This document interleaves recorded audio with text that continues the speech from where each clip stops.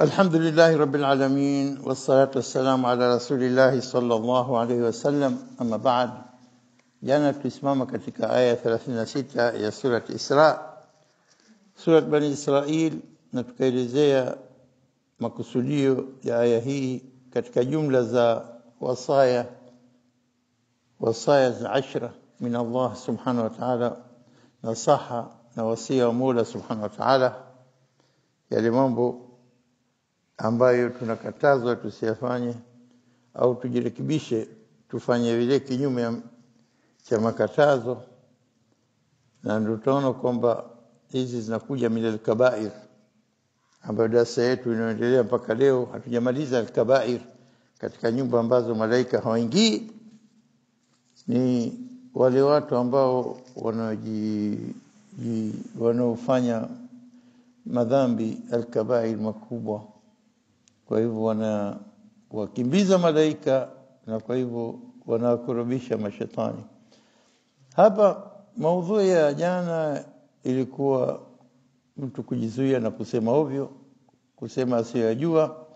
A'udhu billahi minash shaitani rajim. Wala taqfu ma laysa laka bihi ilm, inna as-sam'a wal basara wal fuada kullu ulaika kana anhu mas'ula.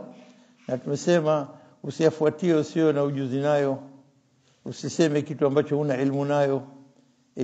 Inna sama, hakika kusikia kwenu, wal basara, na kuona kwenu, wal fuada, na nyoyo zenu, kama zilivyotafsiriwa na wengi wanafasiri kwamba al fuad ni moyo, lakini tujaribu kueleza baadhi ya rai za maulama kwamba al fuad ni kitu kingine na pahala pake katika ubongo, lakini hufanya kazi na moyo sana ukishirikiana kwa ajili ya kwa ajili ya nini? Ushirikiana katika mambo mbalimbali, katika kufahamu mambo, makusudio ya maisha, vipi mtu aishi katika raha na katika shida, katika adhabu, katika kila kitu. Hizi ni zinafanya kazi kwa pamoja. Kwa hakika as-sam'a wal fuada ikifasiriwa ni moyo, kwa kuleta maana kwamba fuadi ndio yenye kuathiri moyo pia, na kwa hivyo moyo ndio wenye kupima na kutumia akili katika nini, katika vipi kutasarrafu mtu na mambo yake. Kwa hivyo ikiwa vitu hivi ndivyo vina umuhimu hivyo, bila shaka vitaulizwa siku ya kiyama. Kullu ulaika kana anhu mas'ula. Na katika Qur'ani unaposoma surati al-Hujurat, ile aya inayosema a'udhu billahi minash shaitani rajim, ya ayyuhalladhina amanu in ja'akum fasiqun binaba'in fatabayyanu an tusibu qauman bijahalah fatusbihu ala ma fa'altum nadimin. Ya ayyuhalladhina amanu, yenye mlaamini, in ja'akum, pindipo akikujieni fasiq. In ja'akum, hajasema idha ja'akum. Ingezikuwa imetumika idha, basi sharti ya kutendeka baadaye fil mustakbal, kama ilivyokuja idha ja'a nasrullah al-fath, itapokuja nusra Mwenyezi Mungu na ushindi, yani itakuja. Kwa hivyo hapa in ja'akum, pindipo wakati wote. In bimaana si lazima kitu kitokee, lakini pindipo kitokea fanyeni hivi. In ja'akum fasiq, wakati wote akikujieni fasiq binaba, na habari yote. Hata naba jasabi khabar, naba kwa sababu habari inaweza kuwa muhimu, kwa hivyo ina umuhimu zaidi kuliko khabar. In ja'akum fasiq binaba'in, naba yote ile habari yote. Fatabayyanu, fatathabbatu, maana moja. Fatabayyanu bimaana fatathabbatu, mthibitishe ukweli wake.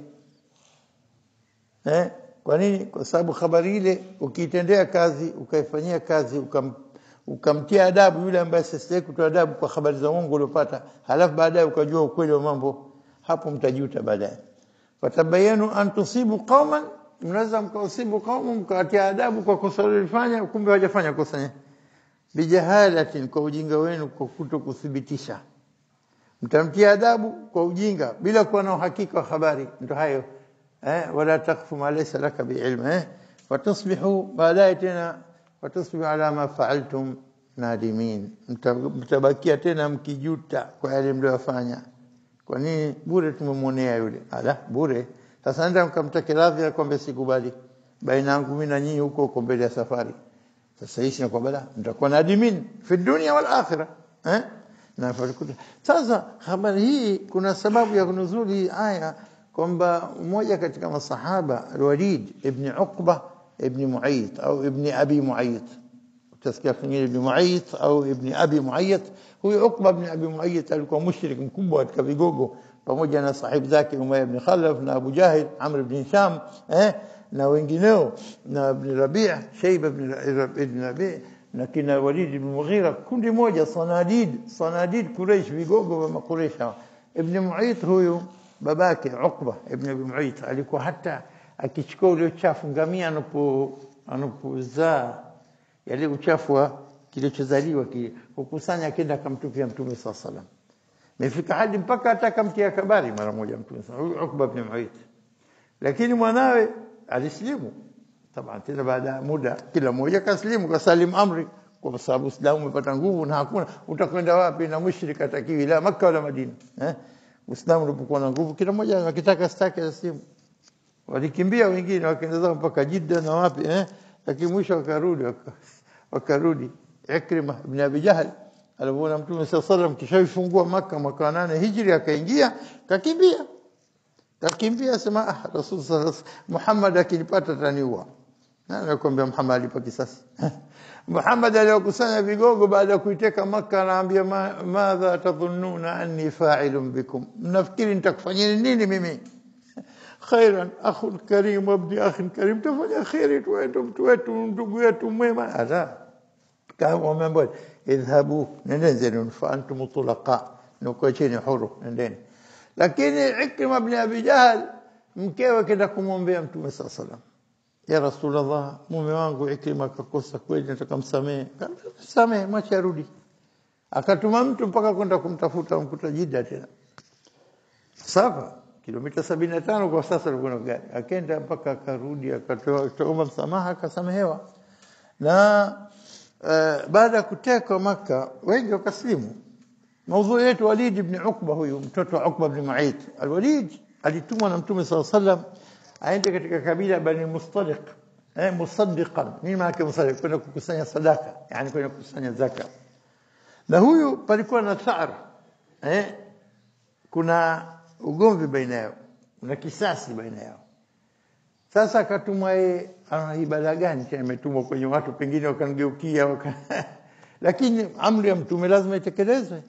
Akatoka nenda kakusanye sadaqat, yani inaitwa bi maana zaka. Kauli sadaqat katika Qur'ani hutumika kwa zaka na sadaqa. Akaenda akatoka, alipofika kule na wale walikwenda kumomba Mtume sallallahu alaihi wasallam, tunaomba mlete mtu ili nini tumpokee, tumpe sadaka zetu, tuoneshe imani zetu. Hii Bani Mustaliq, kabila ambalo tumwa huyu Walid ibn Uqba ibn Mu'ayth. Bani Mustaliq hawa Mtume sallallahu alaihi wasallam alikwenda kapigana nao, wakateka. Baada ya kuteka mtoto wao kike huyu Al-Haris, chief wao, mkuu wao Al-Haris ibn Dharar wa Bani Mustaliq, mwanawe akachukuliwa mateka. Mtume sallallahu alaihi wasallam akamkhiarisha, nikuache huru au nikuoe au utakuwa miongoni mwa mateka. Akakubali kuolewa bibi Juwairia ummul mu'minina, Juwairia binti Al-Harith ibn Dharar. Kwa hivyo Mtume sallallahu alaihi wasallam alimwacha huru Juwairia baada vita vya Bani Mustaliq, Waislamu na wao baada kushindwa Bani Mustaliq. Alafu Mtume sallallahu alaihi wasallam alipomua huyu, vikawa taban maingiliano na wakwe zake na jamaa zake, mashemeji zake ulikuwa mzuri. Sahaba kila mmoja katika mateka alikuwa nao, akasema kwa Mtume sallallahu alaihi wasallam kamwacha sisi tukae nao tumkere Mtume, ishakuwa khalas. Mtume kishaingilia nao Bani Mustaliq, akawacha huru, kila mmoja akamwacha mateka wake. Al-Harith yakawa mapenzi makubwa baina Al-Harith na Mtume sallallahu alaihi wasallam. Sasa kaambia tunakuleteni mtu basi, kama nyinyi mmekuja mnataka kutoa sadaka yenu na zaka, tunakuleteni mtu aje kukusanya. Ikawa huyu katumwa Al-Walid ibn Uqba ibn Abi Mu'ayth, akatumwa. Alipokwenda kumbe wale wametoka istiqbal, watakumpokea kwa shangwe na ghasia chungu zima. Alipoona watu wametoka nje ya mji wanamfuatia yeye, aligeuza mbio akakimbia, akarudi kwa Mtume sallallahu alaihi wasallam, akasema wametoka nje wanataka kuja kuniua, wamekataa kutoa zaka. Walid ibn Uqba ala hivyo ya Khalid na Khalid akiingia pahala harudi bure. Khalid bin Walid, chukua kikosi chako watu kadha nenda, lakini kabla hujafanya chochote angaza watu hali gani. Wakiadhini wakasali, subiri sala pili, wakiadhini wakasali, hawa watu hajartad hawa. Kwa hivyo zungumza nao, sipigane. Wakaenda kukuta watu kama desturi na swali yani kama type. Wakaja, ilikuwaje nyinyi mbona mmetaka kumua mjumbe wa Mtume sallallahu alaihi wasallam Walid ibn Uqba?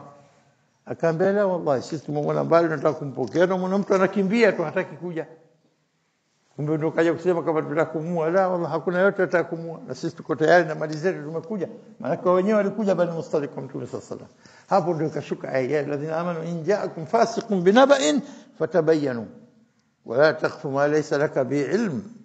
Neno kubwa sana hili. Fatabayyanu fatathabbatu an tusibu qawman bijahala. Hili neno fatabayyanu fatabayanu harufu nne hizi vijino vine mwanzo te ndio vidoto vili juu, ya pili be kidoto kimoja chini, ya tatu ye vidoto vili chini, ya nne nun kidoto kimoja juu. Fatabayanu, badilisha vidoto sasa. Ya mwanzo ta yoache ta hivyo. Penye be tia se fatasa, alafu penye ye tia ba fatasabatu. Vijino vile vile utiaji wa vidoto kunasababisha ukasoma fatabayanu au fatasabatu. Na maana ni moja. Hii ni rare cases kwamba utokezea kwamba baadhi ya vijino wakati ilipokuwa nashuka Qur'an na wanaandika hakuna kutia majina, lakini ujuzi wa watu wa lugha ya Kiarabu umewafanya waweze kusoma na kufahamu vile vile. Hata kaja wakati wa nani huyu katika ufalme wa Bani Umayya, Al-Hajjaj ibn Yusuf akamkalifisha mtu baada ya kugundua kwamba ubora hivi vijino kila moja itwe kidoto, be iwe na kidoto chini, te iwe na vidoto juu viwili, fe vidoto juu vitatu, ye vidoto viwili chini. Ikawa tena Qur'ani imezidi kufahamika vizuri kwa sababu watu wengi wakiingia katika dini na watu hawajui lugha nini. Kwa hivyo fatabayanu, mbainishe, fatasabatu, mthibitishe an tusibu kama bijahala wa tusbihu ala ma fa'altum nadimin. Kwa sababu hivi vitu muhimu sana lazima uwe na uhakika kabla ya kuja ukatenda jambo ikawa mushkil baadaye. Naendelea aya 37. Wala tamshi fil ardi maraha innaka lan takhriqa al arda wa lan tablugha al jibala tula. Aya 37. Wala tamshi, hapa negation ya kukataa, la usifanye. Kwa hivyo hapa istamshi yamshi ina yeye lakini hukatika hapo. Wala tamshi fil ardi.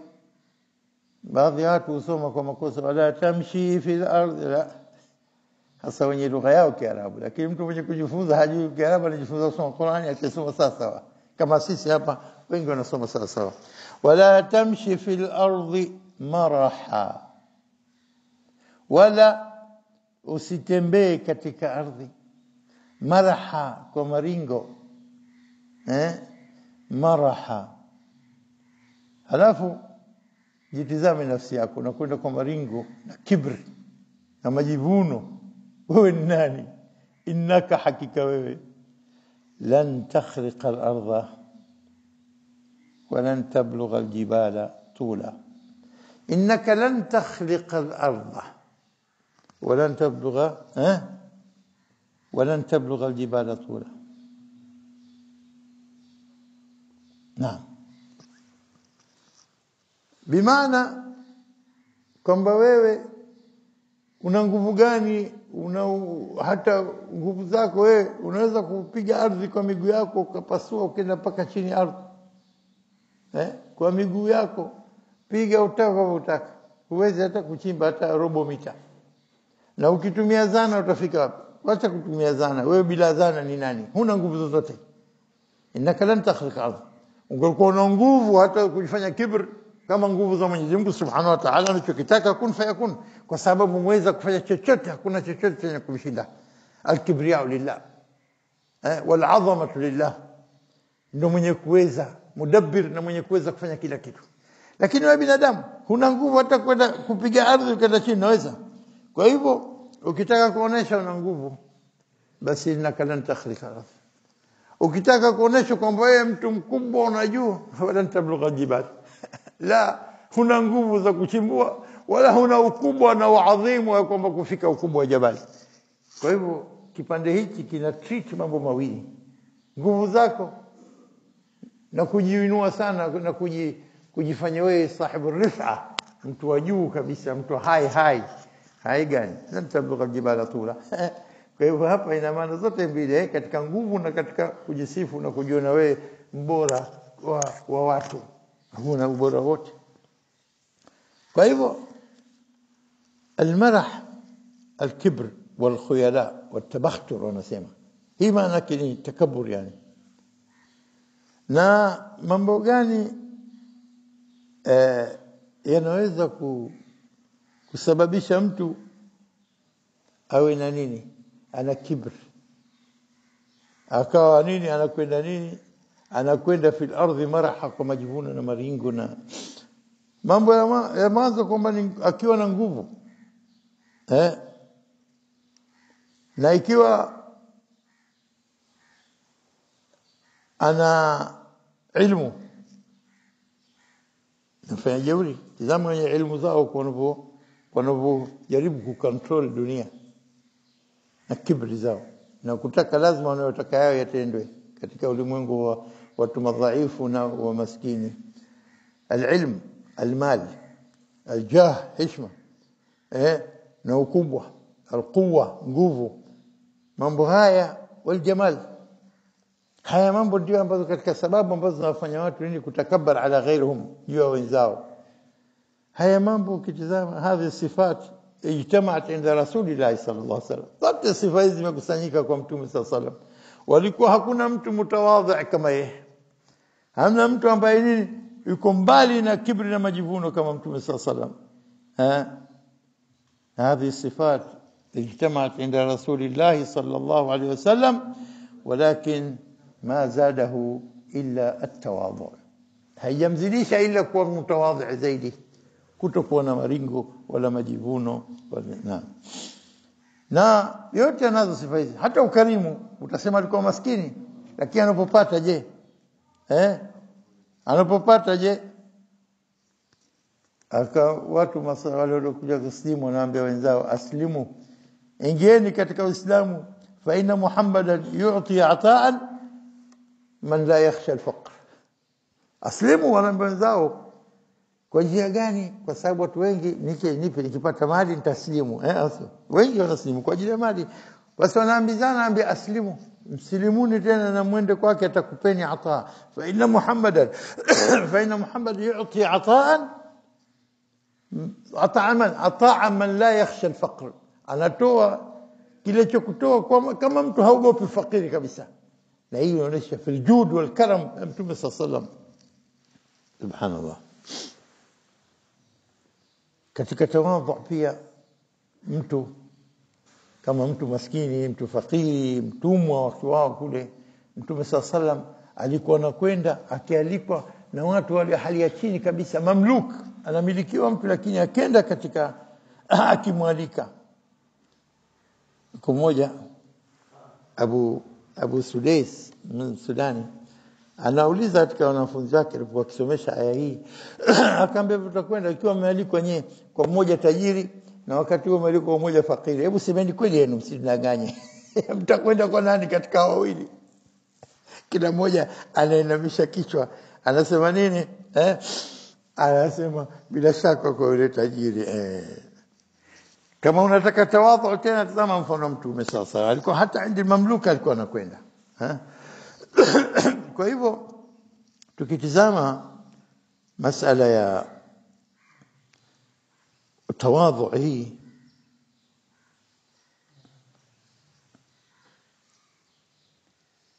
Rasul sallallahu alaihi wasallam sallallahu ala nabi katufundisha mambo mengi sana ambayo maulama wakubwa wametizama katika mafunzo ya Mtume sallallahu alaihi wasallam, wakaona namna gani utukufu wa mtu unakuja katika nini, izzatul insan, katika kuwa mtu laini, mtu asiokuwa na kibri, na aya kadha kadha zinatufundisha mambo haya. Leo ukitizama katika dini tunasoma sisi aya ya fabima rahmatin min Allah linta lahum. Allah subhanahu wa ta'ala katika hii aya يا سورة العمران فبما رحمة من الله لنت لهم ولو كنت فظا غليظ القلب لانفضوا من حولك فاعف عنهم واستغفر لهم وشاورهم في الأمر فإذا عزمت فتوكل على الله إن الله يحب المتوكلين. فبما رحمة من الله لنت لهم, basi ni kwa sababu ya rehema itokayo kwa Mola wako ndio umekuwa laini kwao. linta lahum walau kunta faddan, na lau ungelikuwa mkali, ghalidha alqalb, mwenye moyo mgumu, lanfadhu min hawlik, bila shaka ungelikukimbia kwa kuacha peke yake. basi Allah anaambia wastaghfir lahum fa'fu anhum wasamee wastaghfir lahum wa bi maghfira washawirhum fil amri, shauriana nao katika mambo mbalimbali, utapata fikra nzuri kutoka kwao. Halafu baadaye ndio unaweza kuamua, fa idha azamta fatawakkal ala Allah, unapoazimia tena kufanya jambo utawakkal kwa Allah, inna Allah yuhibbu almutawakkilin. Hii dalili ya moja katika nini, katika mambo ambayo yanatufundisha namna gani tawadhu na kutokutakabbar mbele ya watu inakufanya watu wakupende. Lakini masala huyu msudani anapoelezea hii masala kwamba utakwenda kwa yule tajiri au kwa yule maskini wa hali ya chini, kule nitapata biskuti na kawa, huku nitakwenda kupata biliani na nini, mtu anafikiria mambo mengi ya kidunia. Lakini ndio kwa maana Imam Shafi'i ana shairi lake zuri sana. Anasema Imam Shafi'i rahmatullah alayhi, ra'aytu an-nasa qad malu ila man 'indahu mal. Ra'aytu an-nasa qad malu ila ma 'indahu mal, naona watu wameelemea kwa wale ambao watu wenye mali. Malu kuelemea na mali. Tazama maneno unavyo play with words, yani maneno. Ra'aytu an-nasa qad malu ila man 'indahu mal, naona watu wameelemea kwa wale ambao wenye mali. Wa man la 'indahu mal, na yule ambaye asiokuwa na mali, fa anhu an-nasu qad malu, watu wamemkimbia. Hajaelemea, wameelemea pande mwingine mbali na wao, bimaana watu wamekimbia. Fa anhu an-nasu qad malu wa man la 'indahu mal, na yule ambaye asiokuwa na mali, fa anhu an-nas qad malu, wamekimbia. Akasema pia ra'aytu an-nasa qad dhahabu ila man 'indahu dhahab, naona watu wamekwenda kwa wale wenye dhahabu ya kwenda, dhahabu ya dhahabu. Ra'aytu an-nasa qad dhahabu ila man 'indahu dhahab. Sipite na mama watoto karibu na duka dhahabu, mama utashtuka unakwenda mbele peke yako, muone mtu nyuma yako kapenya, hebu katazame zile herini, hebu katazame pete. Sasa nasema ra'aytu nasa qad dhahabu ila, naona watu wamekwenda kwa nani, ila man indahu dhahab, kwa yule mwenye dhahabu. Wa man la indahu dhahab, na yule asiyekuwa na dhahabu, fa anhu an-nas qad dhahabu, watu wamemkimbia. Ra'aytu nasa munfadha. فانفض يعني معنى موجة، ماله ذهب وانفض معنى موجة. رأيت الناس منفضة إلى من عنده فضة، wenye fedha watu wanaelimia kwake, wanakwenda kwake. Wama la indahu fidda, na yule asiokuwa na fedha, yani hana chochote, fa anhu nasa munfadha, na watu wamkimbia. Hii kasida Imam Shafi kutueleza namna gani tabia za watu naturally zinakuwa namna hivi, lakini kwa muumini aliyekuwa anajua usul na haki za wenziwe katika maisha hawezi kufanya mambo kama haya, lakini ndio desturi ilivyo, ni watu wanafanya kama hivi. Kwa hivyo atawadhu, na tunapokwenda katika surati Luqman tukaona kule unasema waqsid fi mashyik waghdhud min sautik. Surati Luqman inaposema waqsid fi mashyik, lakini kabla hapo aya kabla yake wala tusahhir khaddaka linnas. Katika sura Luqman, wasia Luqman kwa mwanawe, wala tusahhir khaddaka linnas wala tamshi fil ardi maraha. Wanasema wala tusahhir khaddaka. Khadd shingo, kuipinda kidogo, ni desturi ya nani? Ya yule mtu maskini anakwenda kunyosha mkono kwa mtu kuomba kitu, kidogo analaza shingo yake pembeni, au sivyo? Inapokuwa hivi ina maana kwamba wala tusahhir khaddaka linnas, wengi wamefasiri maana wala tusahhir khaddaka linnas, usinini, usitakabbar kwa watu, usitakabbar kwa watu, wala tamshi fil ardi maraha. Imekuja tena kauli ile ilikuja katika aya yetu ya Bani Israili sura Isra, imekuja tena wala tamshi fil ardi maraha, wala usiende katika nchi, katika ardhi kwa maringo. Ukasema kwa hivyo wala tusahhir khaddaka, usitakabbar juu ya watu. Lakini baadhi ya maulama wamesema asli ya neno as-sa'r, as-sa'r asli yake nini? Mail al-unuq, mail al-unuq, kupinda shingo. Na mail al-unuq linaonyesha nini? Kama mtu nini, unyonge kwa mwenziwe. Kwa hivyo la usiwe mnyonge, baadhi ya mufassirin wala tusahhir khaddaka linnas, usiwe mnyonge ukajidhalilisha mbele ya watu, wewe Muislamu mwenye nguvu, wala tamshi fil ardi maraha, wala usitakabbar. Iko riwaya, iko sharh ya aya hii kwamba usifanye hivi wala hivi, kinyume chake. La usiwe mnyonge watu wakakudharau, wala usiwe nini, mwenye kutakabbar watu wakajiona unajivuna. Kwa hivyo aya, lakini tuache kama wengi wanavyosema uzito zaidi, wala tusahhir khaddaka linnas, usiwabeue watu, wala tamshi fil ardi maraha, wala usiende katika ardhi ukiwa kwa majivuno. Inna Allaha la yuhibbu kulla mukhtalin fakhur. Mwenyezi Mungu hampendi yule mwenye kujivuna bil fi'l, fakhur mwenye kutafakhar bil qawl, kwa vitendo na nini, qawl. Mukhtalin fakhur kwa kitendo na kwa kauli. Waqsid fi mashik, na ushike mwendo wakati na kati. Waghdhad min sautik, usipaishe sauti kuonesha wewe ndio peke yako msemaji. Regeza sauti ya kiasi, watu kwa kiasi kusikia watu.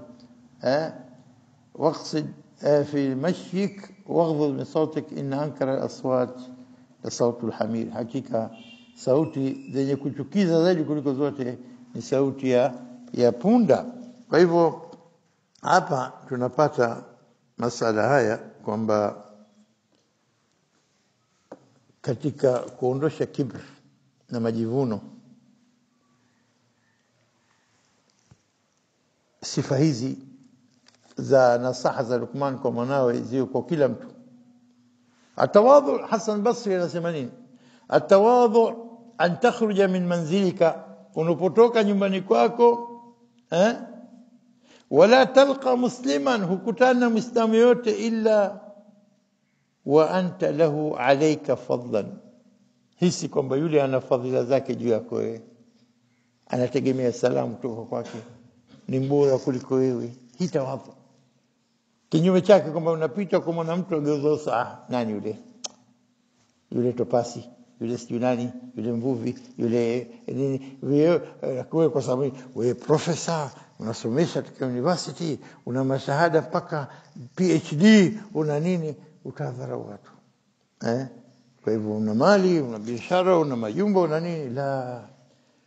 Wa anta wa illa ra'aita, kina unamwona muislamu, ra'aita lahu alayka, ya haki yake dhidi yako wewe, fadhila fulani anayo lazima juu yako wewe. Mpe maana yule mtu mbele yako, mpe ubora mbele yako. Hii ndo maana yake. Yeyote anayekaa mbele yako, kama hujaweka kwamba huyu mtu bora kuliko mimi, Allahu wahdahu a'lam, kwamba imani yake kubwa kuliko yangu, huyu nani ataweza kufika mimi huyu? Mimi nasali usiku masaa 2 matatu, huyu hata raka 2 asali usiku. Shaingia kibri, shaingia kibri na majivuno yake. Sema huyu mtu ana mambo anayofanya mimi siyajui. Allah wahdahu kampa imani ya kwamba bora kuliko mimi katika baadhi ya mambo ambayo mimi siyajui. Umshampa heshima yake, utamheshimu na yule mtu utamwona bora kuliko nafsi yako, hapo utajiepusha na kibri ya kila aina. Na jambo jepesi basi, nataka kujipractice, ukaweza kwamba huyu mtu huyu unamwona huyu fulani huyu basi bora kuliko mimi, na kuonesha ubora wake yeye kwa kwake. Mpe baadhi ya mambo kuonesha yeye bora kuliko wewe, mfanyie jambo lolote inshallah. Hata kama unaweza chukua kitu chake msogezee, mweke karibu yake, kama unaweza. Bwana astaghfirullah, sawa, astaghfirullah. Wewe heshima yako si ndogo kwa Mungu. Wewe uko hapa katika moyo wangu. Siku zote na kuizi. Hebu niambie mtu kama yule alikuwa mnyonge na ukajiona una nini, una mali yako, una elimu yako, una nini, ukoona wale watu nini? Wanaishi kwamba huyu mtu hajui kudharau.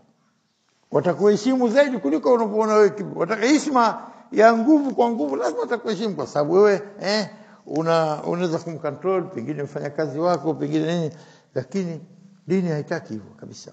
Lazima uishi kwamba nini? Kwamba wewe huna kiburi.